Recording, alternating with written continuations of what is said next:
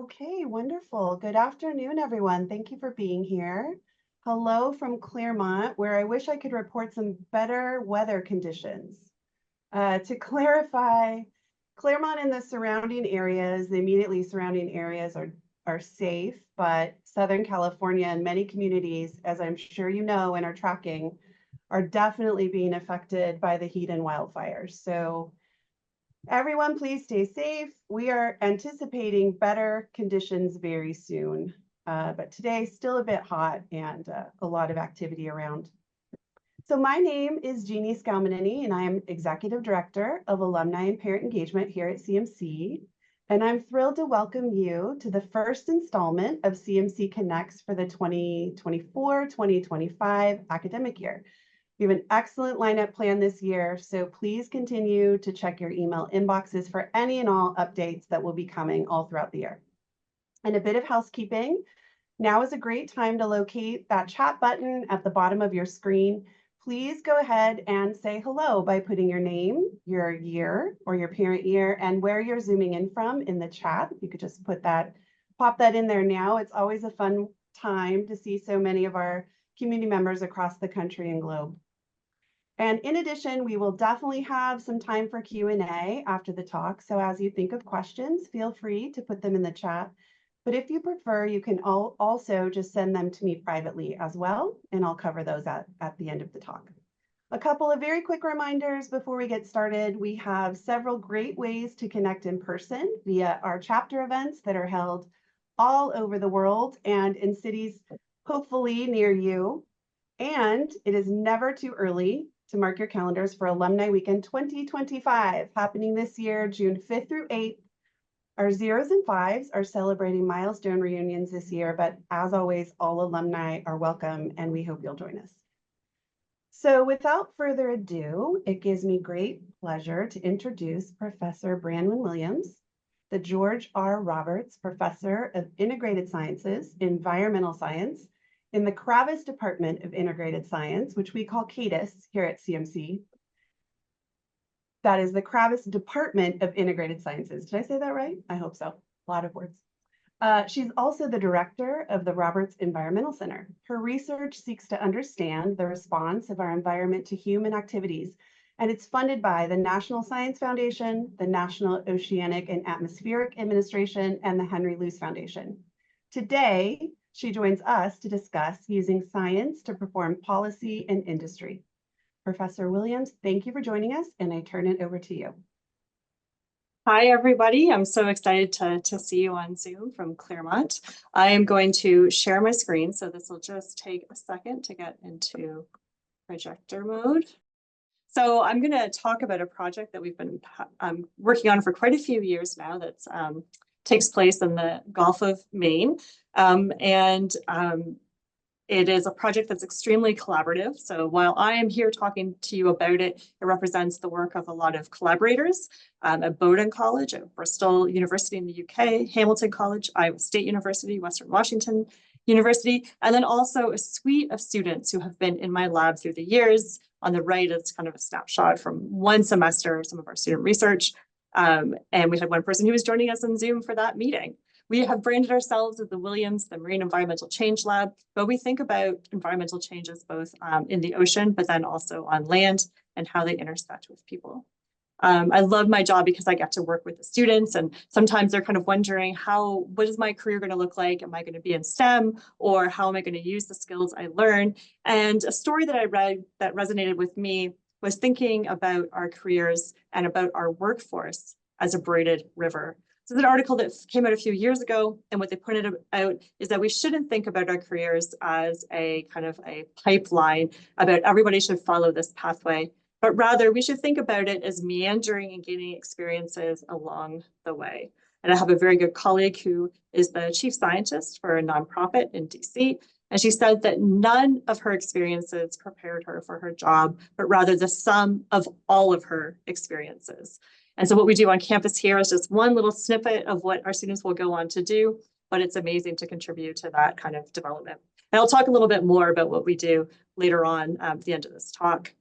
The other reason that I think this braided river is really important is that if we're thinking about environmental issues, we can't just think of it as a solution, and we can't just think of the scientists doing the solution. So we should think about our workforce also as a braided river, with a lot of different voices all contributing to the ways that we think about solutions and dealing with environmental issues. And the different stakeholders that might be involved in thinking about this are educational institutes like Claremont McKenna College, our state governments, our nonprofits, our research scientists like me, our tribal nations, industry, and community members. And when you have more voices all engaged in thinking about solutions to environmental problems, then we're stronger for it. And so today I'm going to talk about one of the things that I think about a lot. I'm actually teaching oceanography this semester, which is so wonderful to be in a room with students who are also as keen about the oceans as I am. Because when I think about our planet, this is what I think of. We are a blue planet. If you have the specific way of looking at our world, you can see we're mostly covered in ocean. About 71% of our planet is covered in ocean. And that ocean is on average about 2.5 miles deep, which if any of you ever run like your July 4th run or your Turkey Trot 5K, that's about just a little bit less than that distance. So you can imagine running for 20, 25, 30 minutes into the ocean before you reach the seafloor. So we have a massive amount of water on our planet. And thank goodness for that ocean, because it does so much different things for us. It produces half of the oxygen that we breathe, and it stores more than 50 times carbon dioxide in the ocean than in the atmosphere. It provides 76% of our transportation goes through some form of marine transportation. And you know that that might be true when we get a little bit of stops. So there's a little while back, the ports off our coast here had a backlog. And then remember when the big ship got stuck in one of the canals and that delayed transportation around the world of goods. It provides food for a lot of people. There's a lot of coastal communities that rely on protein from the ocean. And then also products from the sea go into a lot of things like peanut butter and soy milk. It creates some recreation. I know that most of us would love to be by the ocean or doing something with the ocean, as well as medicine. We get natural products that contribute to medicines, can come from different types of marine organisms. The economy, about $282 billion of the US economy is associated with the ocean. And then what I think about a lot is the climate regulation, because it covers so much of our oceans, our planet, and it moves heat from the tropics up to the poles, and that actually reduces the amount of warming that we've had. Now, a true story, when I was an undergrad, I actually started my degree in marine biology at a university in Canada because I wanted to save the whales and dolphins. And while I was doing my degree, I learned that if I wanted to save the things that live in the ocean, the most impactful thing that I can think about is actually carbon, because we're putting carbon into the atmosphere at a rate that we've probably never seen before on our planet, and it's having consequences. So we recently, within the time that I've been teaching here, passed 400 parts per million in the atmosphere. And this is showing you changes in atmospheric carbon dioxide over the past 800,000 years. So the vertical axis on the left is your carbon dioxide concentration in the atmosphere. And then on your x-axis along the bottom, from left to right, are the changes through time. You can see that over these periods of time, it actually fluctuated from about 180 up to about 300 parts per million until we got into this modern, this pink data, which is what we've been putting up into the atmosphere. Now, if you've heard me give a talk before, I've given this kind of little anecdote before, because I often hear, well, parts per million, that's a very small amount. If you were to think about 1 million golf balls, say they're all white, and only 400 of them were yellow, you could barely see them. And that's true. It's a very, very small amount. But some things are very dangerous in small amounts. Arsenic, for example. And so even though we're talking about 400 parts per million, it's actually a big contributor to the health of our planet. And one of the things that it's doing through the greenhouse gas effect is it is actually causing our planet to warm. So when we put more carbon dioxide into the atmosphere, it acts like a window. Sunlight can still come through that window into our planet system, but it is not able to escape, and it gets trapped by the window, and it causes warming. And we have really cool technology now that lets us map this warming through time. This is data starting in the 1880s. The blues are cooler than average. The reds are warmer than average. You can see that through time, there's a lot of variability in our system.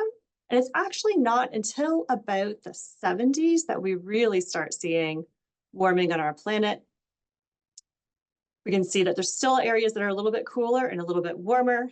You focus in The North Atlantic Ocean, that's what we'll be talking about later. It's actually a little bit cooler than average. And of course, this is for data for 2023. If you look at California, last year actually wasn't so bad. We kind of got away a little bit luckier than most. Of course, as Jeannie referenced, and I couldn't take the opportunity not to talk about it, we are in a heat wave right now. It's the hottest right now that it has been all summer. It's actually not so bad of a summer. Conditions outside my office were actually up to 130 degrees at specific locations late last week. And then associated with that warming is also fires. And again, these fires are not near us. Campus is very safe, but it's making some dramatic landscapes when we see the smoke far off into a distance. And so these are the things that I think about. It's how is our carbon dioxide going up to the atmosphere, and how is that impacting our planet? And one of the things I think about is this warming. And so how is it changing the temperature of our planet, particularly the oceans? But then I also think about this other CO2 problem. And this is called ocean acidification. And ocean acidification, it's not a perfect analogy, but the reverse of it is kind of if you have a little can of seltzer and you open it, and when you first take a sip, it's quite bubbly, and then you put it down and you forget about it, and you come back in a couple of hours, and all of the gas in that little can that made it bubbly, that made it seltzer, has actually all degassed up into the atmosphere. So it's not a perfect analogy because we are not causing our oceans to become carbonated. But we're putting so much carbon dioxide up into the atmosphere that some of it is dissolving into the ocean. And then a series of chemical reactions occur that causes the pH to change. When you increase carbon dioxide in the oceans, it causes pH to decrease. So historically, our ocean's pH has been about 8.2. And the projections that if we keep burning carbon dioxide as we have been, they will go down to about 7.6, 7.7, depending on where you are. And like temperature, there's a lot of variability in pH around the world's oceans. There's some areas that have a lower pH. These tend to be areas, like off the coast of California, where deep water that already has a lot of carbon in it comes up to the surface. This is a Pacific-centric view. And if you look over by the coast off the East Coast, over by Maine and kind of Eastern Canada, that's also one of these areas, a little bit of lower pH. And the reason that we care about ocean pH is because of the effect it has on the organisms that live in the ocean. And so what happens is we put more carbon dioxide into the atmosphere, it's going to push it into the ocean, and there's a chemical reaction that occurs. Carbon dioxide, which is CO2, mixes with water, which is H2O, and then this carbonate ion, which probably nobody else thinks about, CO3, which is in the ocean. And these three different species will react. And when you put in more carbon dioxide, it causes a reaction to occur from left to right to produce more bicarbonate ion. And this bicarbonate ion has hydrogen, carbon, and oxygen in it. The thing is, this carbonate ion is actually needed by things in the ocean that calcify. So a lot of the things that live in the ocean have a calcium carbonate shell or skeleton. And you can see that in this like little cartoon of that. It's a little bug, it's called foraminifera, that goes from green to yellow to red. It has a skeleton that's comprised of calcium and carbonate. And when you decrease the amount of carbonate in the ocean, because you're causing this reaction to occur, it actually makes it harder for these organisms to grow. And in fact, if you put so much carbon dioxide into the atmosphere, it can actually cause them to start net dissolving away. And so these classic studies in the aquariums that first did some of these tests of these organisms back a couple decades ago found these startling results that if we keep acidifying our oceans, keep putting carbon dioxide into it, we're starting having a loss of a lot of the marine calcifiers that live there. Now, marine calcifiers, perhaps most of us look at the ocean and we just see a flat surface. There's obviously a lot of life underneath. Some of us might think about tropical coral systems. Maybe you get to go scuba diving or snorkeling, or you've gone out and visited these areas. I think about these systems, but it also are the things that we eat. Scallops and oysters, they have calcium carbonate shells or skeletons. And there's a lot of concern about what's going to happen to them as we continue to acidify our oceans. And so that leads me to kind of the start of the problem that we're going to talk about today. And this is now focusing in the Gulf of Maine, where the governor, Janet T. Mills, talked about the fact, and perhaps she's biased, that the best seafood in the world comes from Maine. And the industry is the cornerstone of the coastal economy. And a recent study published in 2023, based on 2019 data, said that the seafood sector in Maine is $3.2 billion. So a significant part of the Maine economy is dependent on the health of these marine organisms. And of course, in Maine, we're concerned about both this warming and the changing seawater chemistry. So what's been happening in Maine is it's been actually warming about twice as fast as the global average. And so there's been heat waves that have happened. And this is an example of a heat wave from a few years ago. And these colors are warmer as red and cooler as blue. And it's actually in degrees Celsius.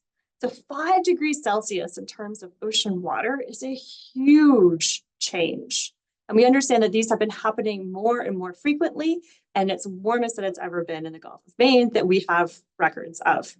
And at the same time, they're really concerned about the changes in seawater chemistry, this ocean acidification problem. And so we're going to talk about ocean acidification first.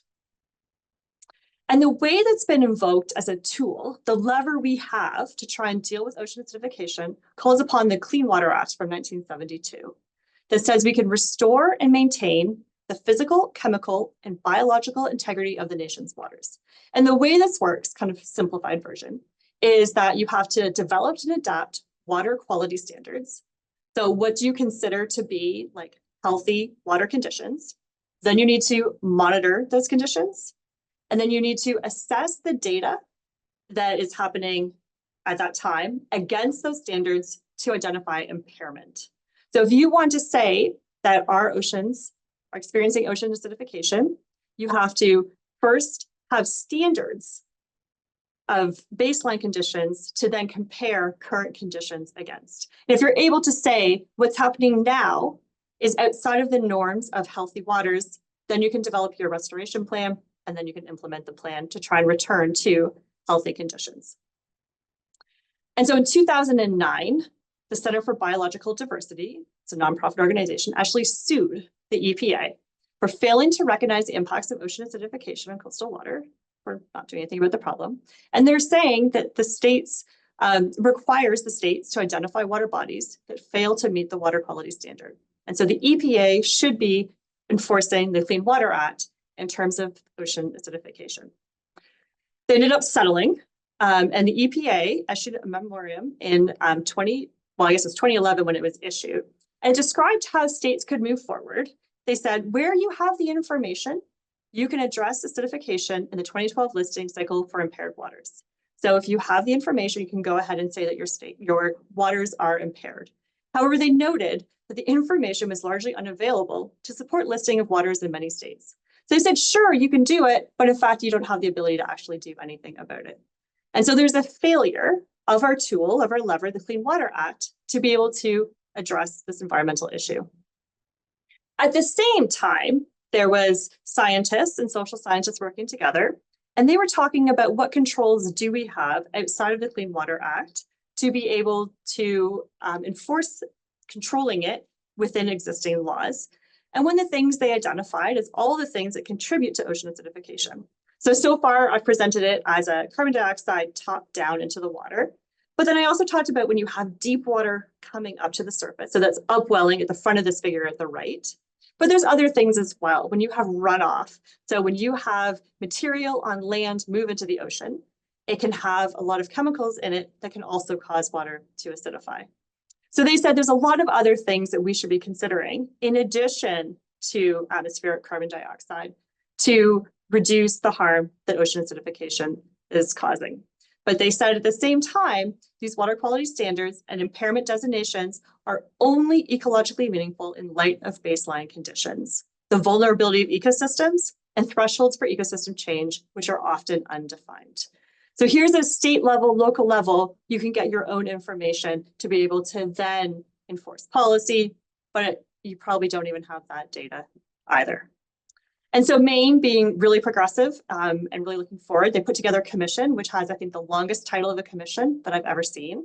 The commission to study the effects of coastal and ocean acidification and its existing and potential effects on species that are commercially harvested and grown along the coast of Maine in 2014. And in this commission, with the final report in 2015, they identified 6 different action items The number one being to invest in Maine's capacity to monitor and investigate the effects of ocean acidification and determine the impacts of ocean acidification on commercially important species and the mechanisms behind those impacts. Number two, of course, was reduce emissions of carbon dioxide, but we're going to talk about number one today.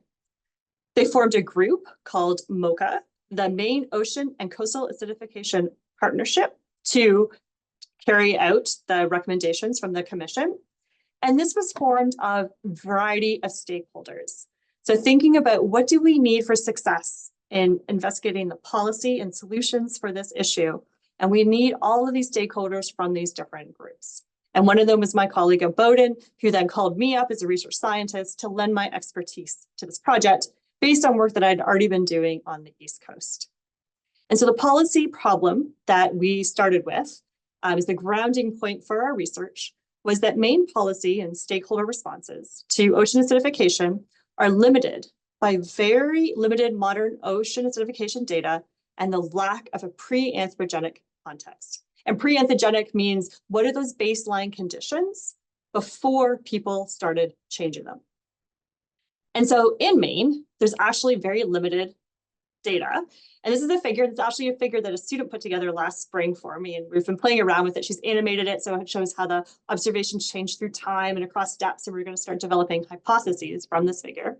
And she took the observations that were available from Maine.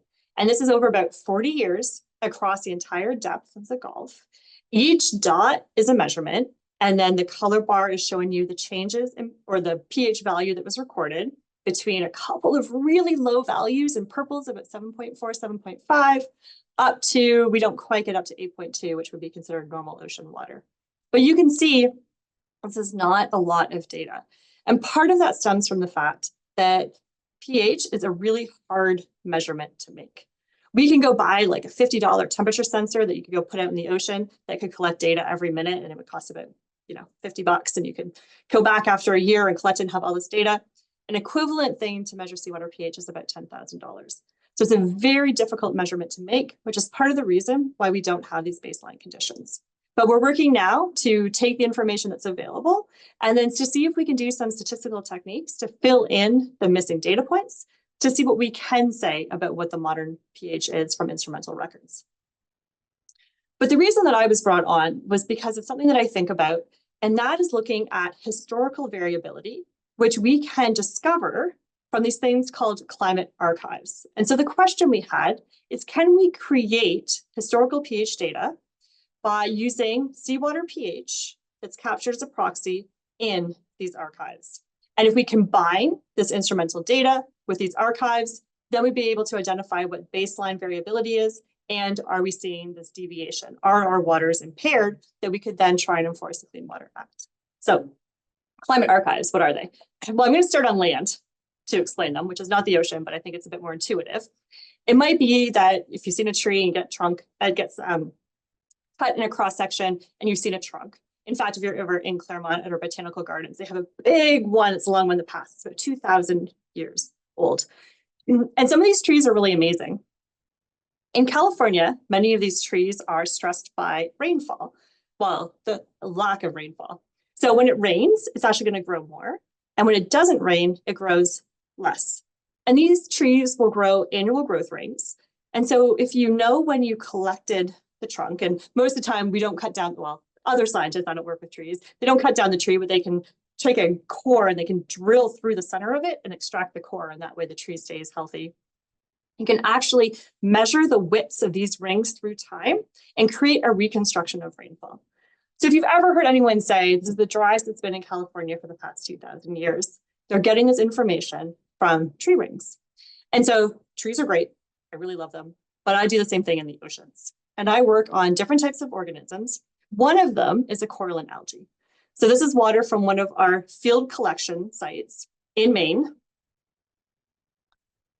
And there's a lot of green fleshy algae, but maybe you can see there's also a lot of pink. And the finger pointing towards that one, I'll just play this one again because it's a bit short. The one that's pointing towards the pink lump, that's actually a climate archive. And also notice how much of the seafloor is covered by this pink algae. And so in other locations, this algae can actually grow really big. I'm a little bit of a geologist, so I have my rock hammer for scale, and it shows you how large this is. And this entire thing is actually a marine calcifier. And again, a calcifier is an organism that forms a calcium carbonate skeleton. And we can take the skeleton and we can collect it from the seafloor, and we can section it in half, similar to what we can do for trees. And then we can identify growth bands in the skeleton, which have been very coarsely marked on this figure on the right. And then we can actually analyze changes in how much they grew, but also the chemistry for each year of growth across the time that that algae has been alive. And so from that, we can generate records, reconstructions of how the marine environment has changed. So these algae are like librarians capturing all this information and archiving it. And then we go out and we try and extract that information. So the question we had for this research was, does the skeleton chemistry in this algae match that of the seawater chemistry, and particularly with the properties of the carbon and the seawater pH? And if so, we can use it as a proxy to reconstruct past ocean acidification and recover those baseline conditions. To do this, we collected a bunch of little baby ones from Maine, and then we grew them in tanks at Northeastern University. And these tanks had different conditions. So some of them were warmer, and some of them were cooler, and some of them had higher pH, and some of them had lower pH. And so we did some analysis of how the algae grew in response to these different conditions, but we also were able to measure the chemistry in the skeleton that grew under all these different conditions. Another thing we did, really I'm just showing you this because I think it's kind of cool, is before we started the experiment, we put in, it's called calcine stain, but a fluorescing stain, and then we grew them in the tanks. So on the right, you can see that stain line, and all the skeleton above that stain line, we knew grew in those tanks. So we knew the chemistry of that skeleton above the stain line is going to reflect the chemistry of the tanks and the seawater that they grew in during that experiment, which is about 2 months long. And our question is, does the chemistry of that skeleton match the chemistry of the seawater, particularly for the measurement that will tell us about seawater pH? And for us, this is a beautiful line, and it shows us that that the chemistry matches, that the changes in the skeletal chemistry, which is on the y-axis on your left, matches the changes in the seawater chemistry, which is on your x-axis across the bottom. So this is the first time that anybody had grown these algae and made these measurements to say, we actually have a new way of creating historical changes in seawater pH. So our next goal was to go get some of the longer lived specimens from the Gulf of Maine. And I'm going to put this into a little bit of an oceanographic context because it becomes very, very important soon. So we collected specimens from the Gulf of Maine, and we also did this for bivalves as well, for clams. We also, in progress, we have specimens that were collected from further north and from further south. And what's really interesting, so this is a map and it's showing you seawater temperature and current. And you can see that the blue cooler colors are to the top, and there's this ocean current, the Labrador current, that comes down and bathes the east coast of Canada and comes down a little bit into the US. And then it kind of meets the Gulf Stream, which is really warm, salty water that comes up from the Caribbean and cuts across. And if you look at the map, you might be able to see the very faint lines of latitude that go across. And Eastern Canada, or Eastern US, Eastern Canada, is actually the same latitude as France.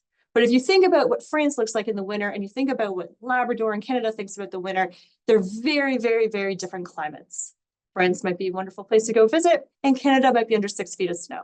And that's because of the difference of these currents and that heat that they're bringing to those locations. The Gulf Stream is coming up from the Caribbean, has so much energy, it comes across the ocean, releases its heat, and it keeps Western Europe warm.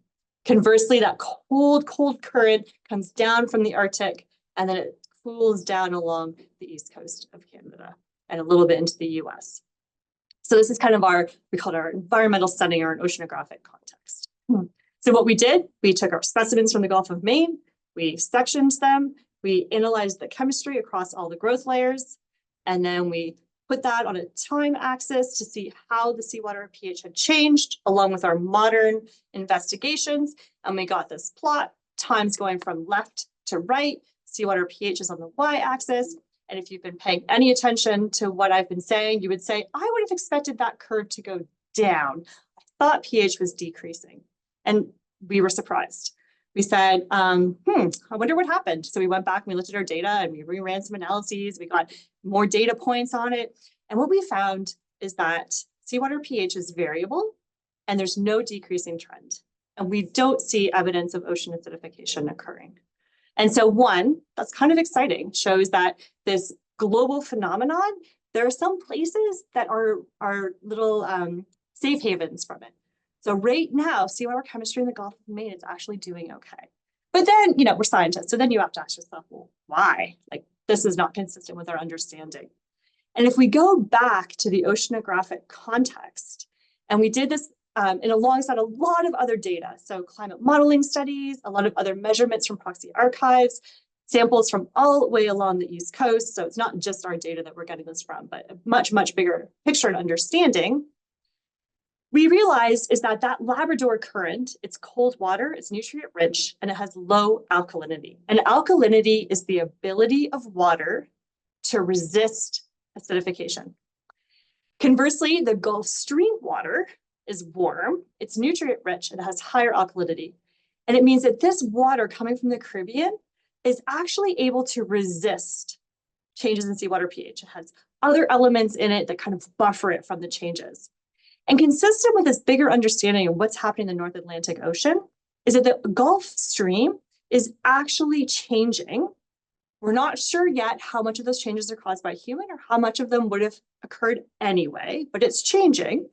And it's actually less water is kind of moving further north and more water, the Gulf Stream water is staying further south, and it's actually pushing closer to the Gulf of Maine. And this also explains those heat wave events.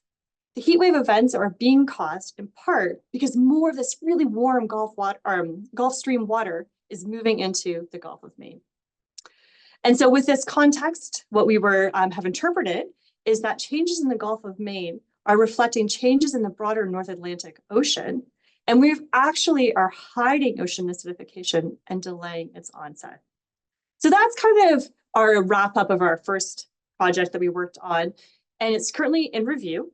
And if we were thinking about what is the policy message, and we're actually in the process now putting together a policy paper, which we're also going to submit to get published, we would say there's no baseline for pH. So implementing the Clean Water Act is actually really difficult, and we should look to other metrics to do that. The Gulf of Maine is a very variable system. We saw that from even that modern instrumental data. Makes it susceptible to changes from both like local changes in what's happening on shore going into the ocean, and then also your top-down anthropogenic inputs. But the changes in carbon chemistry that we see are not completely driven by the things that have been previously identified, that terrestrial carbon and atmospheric carbon dioxide. Instead, your broader oceanographic patterns are causing delay in the onset to ocean acidification.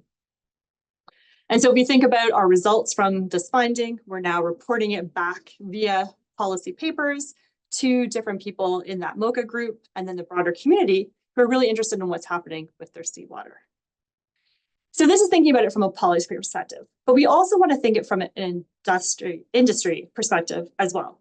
And for this one, what we did, we wanted to think about what is the resilience of the different things that are growing there. So the scallops and the oysters and the clams, and how are they dealing with these environmental changes? And so for this, we ran a series of physiological experiments. So this was at Bowdoin. This is Bowdoin College has a marine lab. It's fairly new. It opened, I guess it was massively renovated during COVID. So these are the post-COVID kind of renovations, and we've been able to spend quite a bit of time there.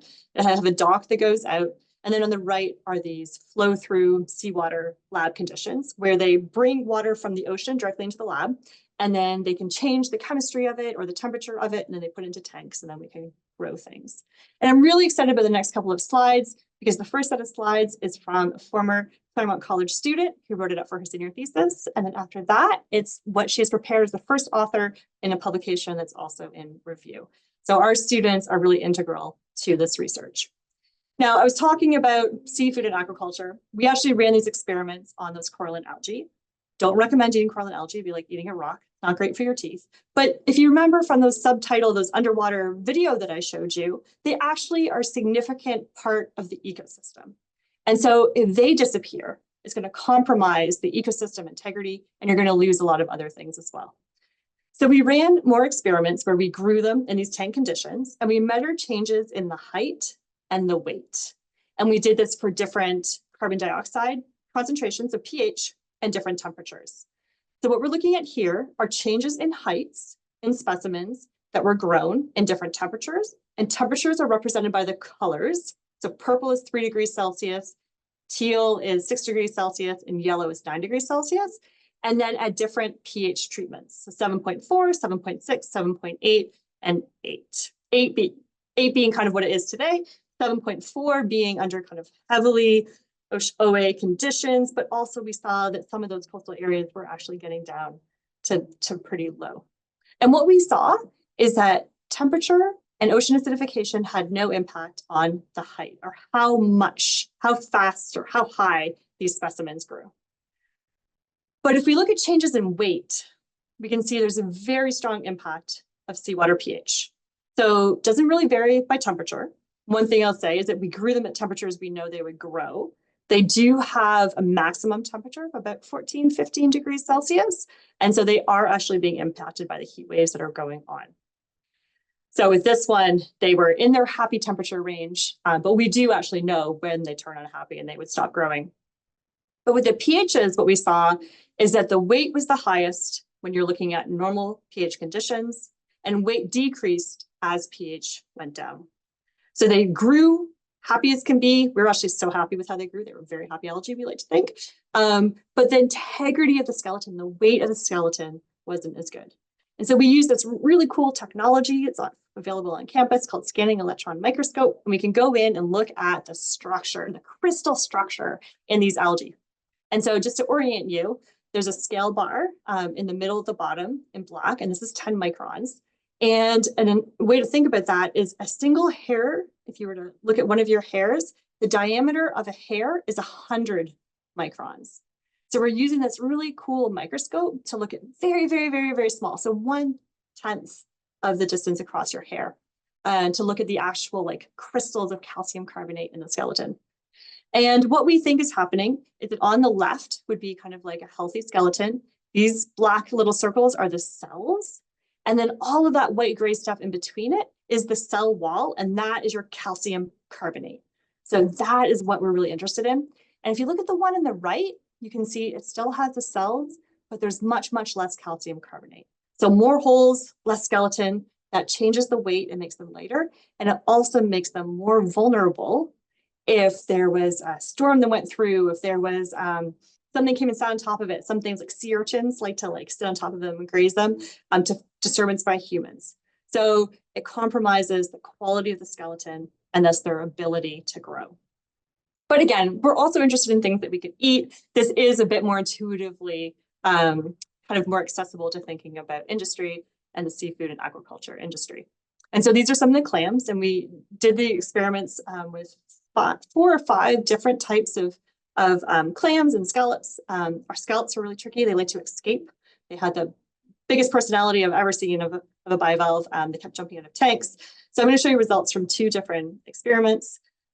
And the first one, this is Mercenaria, which is called the ocean quahog. And in this one, I'm just orienting you because the x-axis now is changes in temperature, and the colors are pH.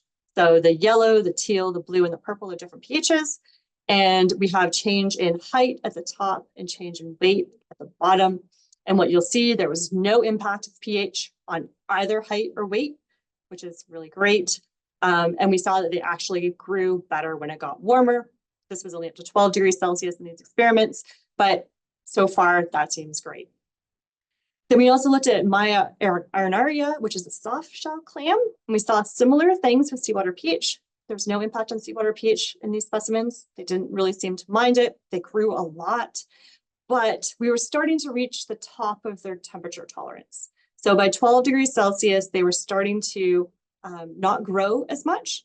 So you can imagine that if we had done a 15 degrees Celsius tank, they would have actually grown a lot less, which means as temperatures keep warming, this species might not be able to grow on its own in the Gulf of Maine. Now, despite these metrics actually being really optimistic for ocean acidification, we noticed something else. It's kind of unintentional. And that is that the color of the shell differed. So these are two different specimens that were grown under the same conditions or same temperatures, but the one on the left went under ocean acidification, low pH, and the one on the right was under high pH or ambient. You can see that they are different colors, and they have an organic layer on the outside, and that seemed to have like disappeared on the low pH ones. So even though the new growth was a lot, it was great, they seemed really happy, there was a change in the kind of the biology of the organism, and we're still trying to figure out what that means. But we've quantified this and we've submitted this for review to try and share this with the community to see if other people are seeing this as well. So maybe the impacts of ocean acidification aren't immediate, but this is going to kind of change how resilient these clams are. So in this case, with our message back to our stakeholders, we want to convey that the responses to warming and ocean acidification are very species specific. So we should not draw like broad sweeping statements. Some specimens, some species are going to do okay and others aren't. In coralline algae, they have a temperature threshold, but if we're below that temperature threshold, seawater pH determines the density or kind of like the robustness of the skeleton, but it doesn't impact growth rates. In bivalves, growth increases with temperature, but there's going to be a thermal tolerance. And so thermal tolerance or threshold is the temperature at which they stop growing. So you can think of it as a parabolic curve. Low temperatures probably don't grow a lot. It warms up, they grow better, they get better. And then as it starts to keep getting warmer, then they start growing less and less and less and less. And with this one of the things we're communicating to stakeholders is that maybe you should think about the ones of growing more of the ones that can do better in the warmer temperatures and less of the ones that are already at their thermal maximum. And with these bivalves, they were surprisingly resilient to ocean acidification. One of our hypotheses is that we were feeding them, so they were also very happy clams. But this loss of this outer organic layer indicates there is some impact, but we're not really sure what that impact is yet. And so with these ones, with these physiological experiments, we communicated this one back directly to the stakeholders. And we did this with our students. So in 2023, I got to go to Maine twice with students. I went during an EnviroLab trip in spring break. And this one, it was part of a class taught by Professor Albert Park. And then a couple of faculty went with them, and we took students in spring break, and they actually met with different stakeholders. And then I went back in the summer with some of my NSF, National Science Foundation funded students, and we ran a science communication workshop. So I'll talk about the science communication workshop first. We had 10 students from 4 different colleges, Brown University, Hamilton College, Bowdoin, and Claremont McKenna College. And the students got to immerse themselves in our meeting of the kind of the scientists for the first couple of days, which was overwhelming in terms of jargon and technology and talk. And then we spent the last half of the week where they actually went out and they met the people who were doing the aquaculture, who were in the seafood industry. So this is somebody who grows them in tanks. There's also a lot of startups that are happening in terms of seaweeds as well. I don't know if you've seen seaweeds in the news. If you haven't, I'm sure you will soon. But they're being kind of put out there as a solution to climate change, which is optimistic. But seaweeds are pretty cool. And we also met with some of the nonprofit and educational institutes that are doing work as well. And the students actually got to go on a boat and then head out of the little cove that we were in to see where they actually had some seaweeds growing out in the ocean, and then talked with them. And from this, the training we were trying to give our students was on how do you communicate complex scientific issues. And I'll highlight just 2 of the products. 2 of the students from Bowdoin and from CMC put together a poster that kind of summarized how we get our baseline information that we were able to share. And 2 other students from CMC and Brown, they actually wrote an op-ed that got featured in the Portland Press Herald. And so this is drawing from their own experiences, and then their experiences talking with stakeholders in the Gulf of Maine, and then also the research they had learned about us to share back with the people in the communities what we're seeing in terms of the science. With the EnviroLab Asia class, the class is kind of multidisciplinary, and the students were learning about different methodologies to thinking about environmental issues. And then they worked in teams when we went out It's an example of one team. They were thinking about scallops and seaweeds, and these are somewhat emerging industries in Maine, and then making comparisons to other countries that are using these technologies as well. Scallops are being grown to eat, but seaweeds are being grown for many different reasons, including ways to try and take carbon out of the atmosphere, as a way to reduce impact of fertilizers on land, as well as for food consumption. So multiple uses there. And these students were able to meet with these people and put together a project. This one group, they each wrote a policy memo dealing with one aspect of kind of what they had learned to be able to share back with those people. And then finally, what are we doing now, which is super exciting? I came over to CMC just over a year ago. I was in the Keck Science Department, which was part of CMC for 11 years before that. But in 2023, I came over to the Kravis Department of Integrated Sciences, of which one of our main themes is thinking about our planet Earth. And we're building that curriculum now for our students to think forward-looking of what do they need to know to become leaders in environmental issues. And then also with the Roberts Environmental Center, which is one of our CMC's research institutes, where we have a team of students. We're in the middle of hiring all our first years and sophomores right now. And the teams work on projects with external clients. And what I'd like to say about the REC is that we're discipline agnostic. We have students from across all disciplines, and we're really thinking about bringing these different experiences together to try and solve environmental issues. So if I kind of had to sum up what I just was talking about, I really want the take-home message. I'm sure you're all here because you saw my title and there was some interest of it. So I'm probably talking to people who are on the same page as us. But the carbon is changing our Earth, and it's impacting ocean chemistry and temperature. And then science can inform policy and economic decisions to deal with these impacts. It can't do it in isolation. Scientists don't have all the answers, but we're one of the stakeholders that we want to work together with people in these different capacities to think about how do you have viable, sustainable options to try and reduce harm. Our climate archives, this is my part, this is what I think about, provide historical data about Earth's processes. And we really need to think about our planet from a systems perspective. We can't be myopic and just look at little issues. We need to think kind of big picture. Carbon impacts are complex, and some species will do better than others. So broad sweeping statements, again, they might be missing some really important details. And then CMC, we're training our students in environmental leadership, something that I'm really putting a lot of energy into on campus along with my colleagues. And we're using interdisciplinary lenses and then trying to do place-based research where we take our students to immerse them into different environments, to meet with communities and see different environmental settings for real hands-on experience. So I'm going to finish there. I'm going to stop the screen share, and I'd be very excited for any conversations and questions that we have now. Thank you, Professor Williams. Thank you so much. That was fascinating. And who knew clams had big personalities? Exactly. That was surprising. I do have a few questions here that have come to me in the chat. So the first one is, you touched on suggesting some policy in Maine. Can you elaborate a bit on what that might be? Yeah, so I think the first suggestion is to abandon the current efforts to try and use the Clean Water Act. And Maine is working, there's several states that are making progress on this. And I think the leader right now is actually Oregon.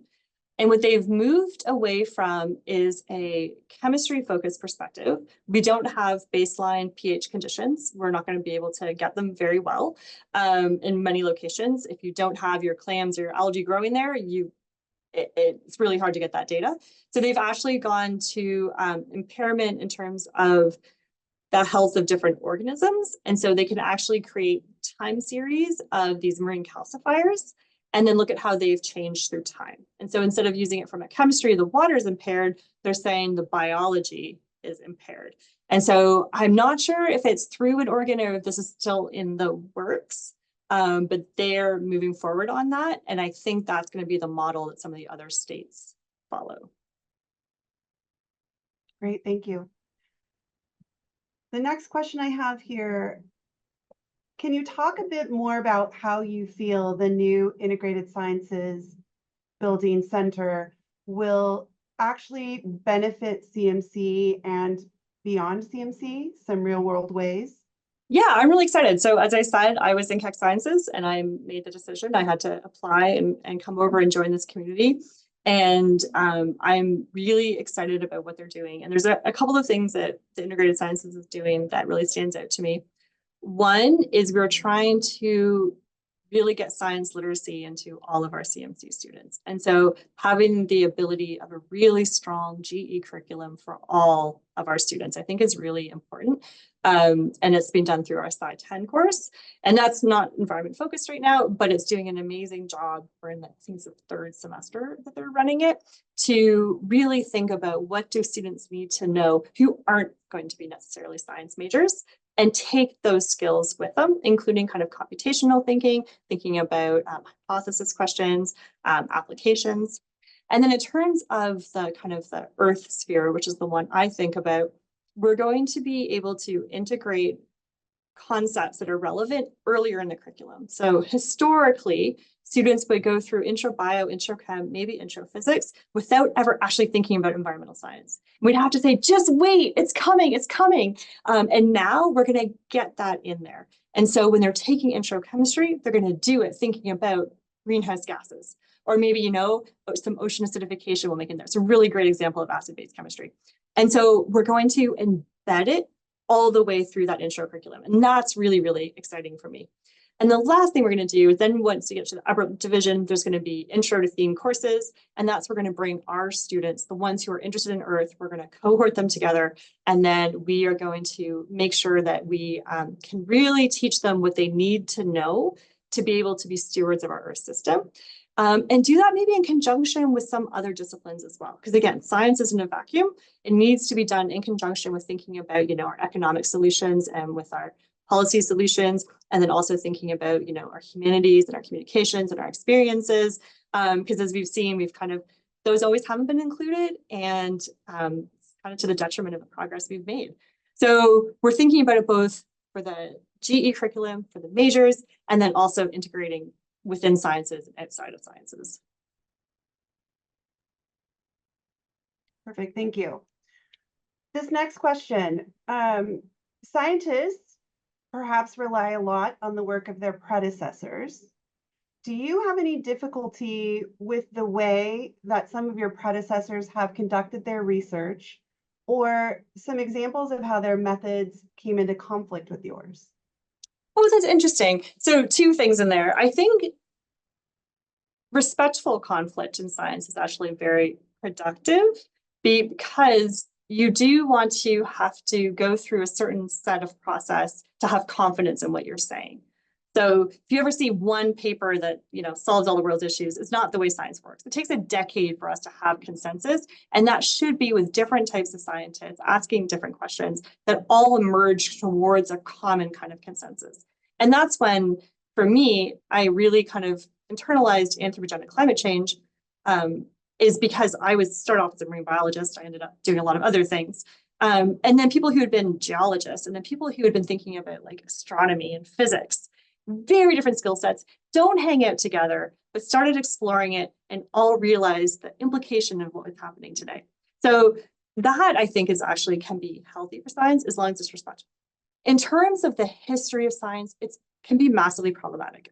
Teaching oceanography, and oceanography in the US actually stemmed from the Navy back when the Navy only had men on board on ships. So my first week of class, we talk about the legacy of who got to do oceanography for so long, and also the approaches of how we do it. So can you imagine being some of the first women on a ship, or another, you know, the first time a certain type of minoritized person is on that ship and feeling safe and comfortable?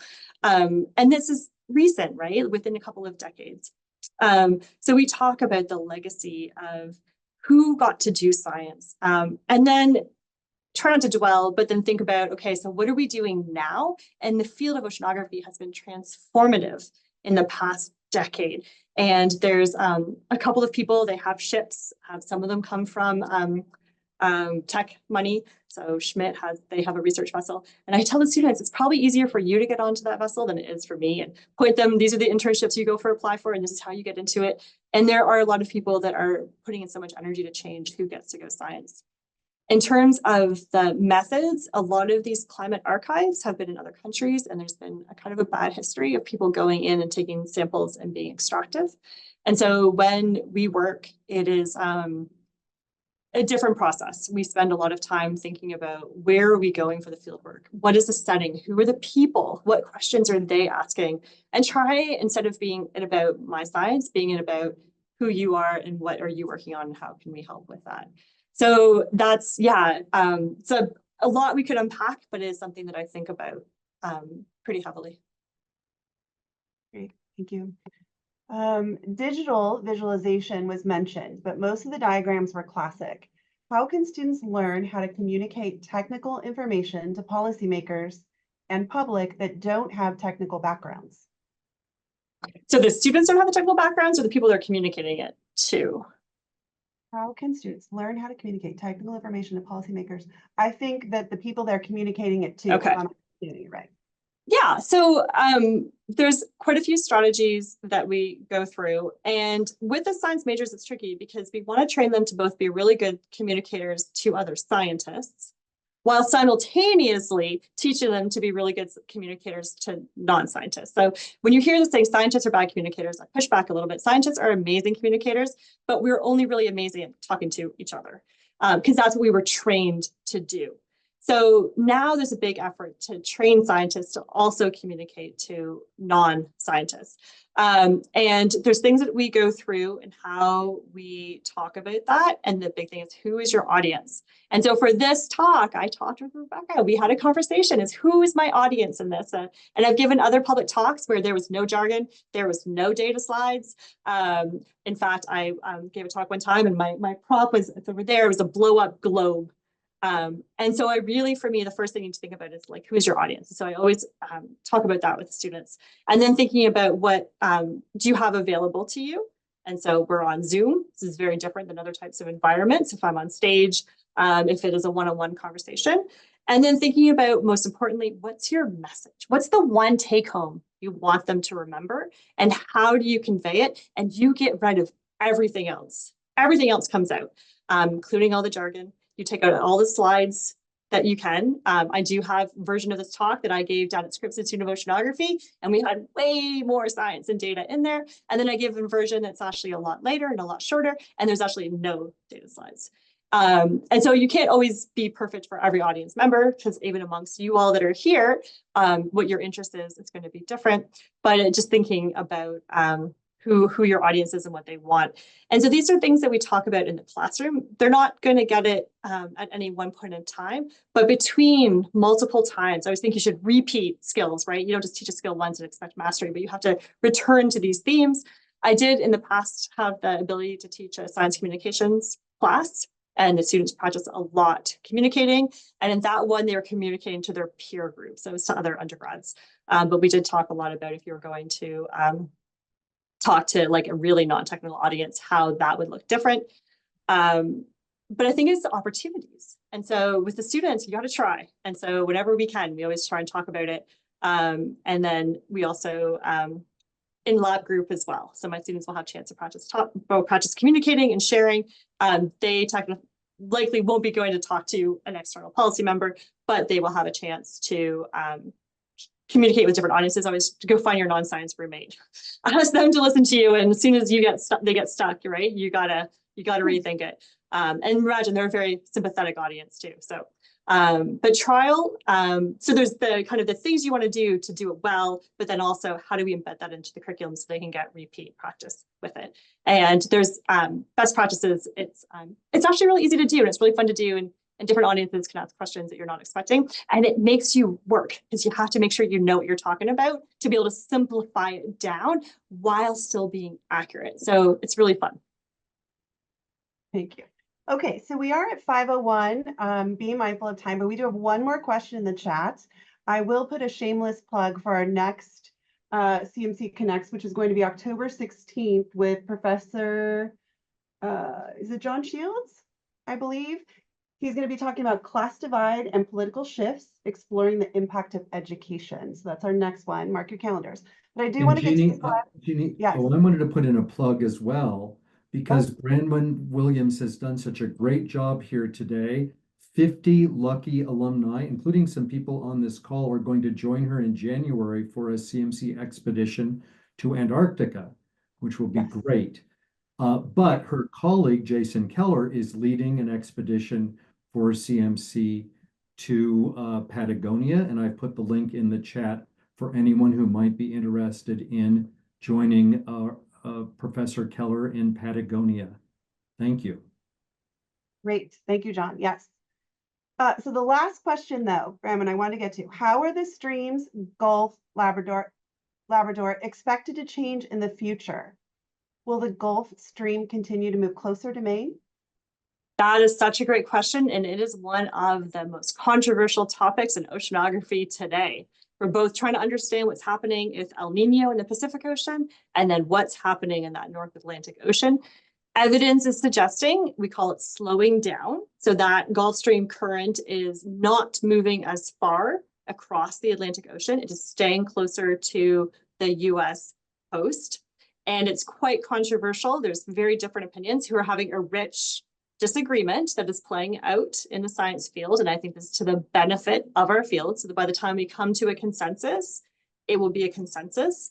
Trying to understand is whether those changes are caused by climate change or whether they would have happened naturally. There's a mechanism to explain it. What happens is that water flows across, it releases its heat, which warms Western Europe. That makes it more dense, and then it sinks. But we're warming that water so that it is no longer sinking. It is staying at the surface, and that's causing this whole system to slow down. And why it's such an amazing topic is because that is the start of the global ocean conveyor belt, which starts the movement of water that will circulate through our entire oceans. So it'll take an H2O water molecule about 1,500 years to circulate through our world's oceans. And right now we're slowing that process down. This has happened in the past. And when it did, then parts of Northern Europe actually went back into an ice age. So that won't happen with climate change, but it is a very, very great topic. A lot of fun. And we'll talk about it quite extensively in my oceanography class later this semester. So don't know yet, answer yet, but that is an example of science in process. Perfect. Perfect place to end. Professor Williams, thank you for your time. Always so generous with your time, and you explain things so well for all of us, no matter what our background is. So I thank you so much. And everyone, thank you for being here. I want to be mindful of time. We are at 5:04. We will see you on the 16th. Have a great week.